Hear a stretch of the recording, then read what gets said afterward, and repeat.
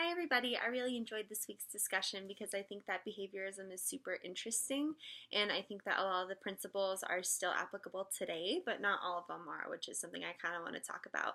I really liked that we talked about both Skinner and Watson. It seems that the topics that she wanted to talk to us about are things that we didn't necessarily agree with, and a lot of us had differing opinions from what these psychologists had at the time.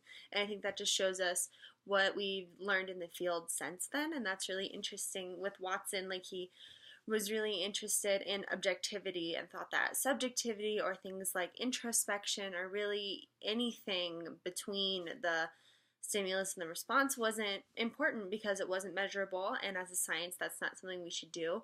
And that's really interesting because at this time we were fighting to still be a science, so it makes sense that he would be really protective of those methods and would want to make sure that everything is rock solid and data based, because at the time, there were probably a lot of people arguing that it shouldn't be a science, or that if it is, it's barely one. We still kind of fight that today. So I think that it makes sense that he was thinking that way. I'm glad that we've kind of moved away from that a little bit today. I think that was definitely one of the weaknesses of behaviorism.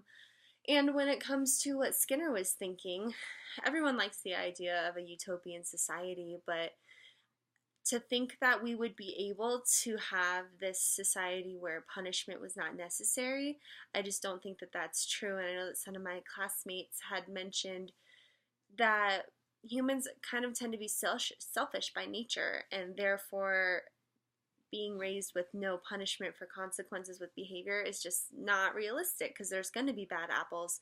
There's going to be people who don't follow with the norms of society. That's just the way that it is. No matter how many rules or how many things that we try to set up, there's going to be people who don't fall in line with that. So I think that any type of utopian society, whether the type that Skinner was talking about, just based on behaviorism's principles and shaping of behavior through reinforcement instead of consequences, I don't think any type of society that is perfect can ever exist, because people aren't perfect. And that's totally fine, but I think that that's another thing that behaviorists think is it's possible to have a utopian society like that, and it's hard to think that way because nothing's perfect.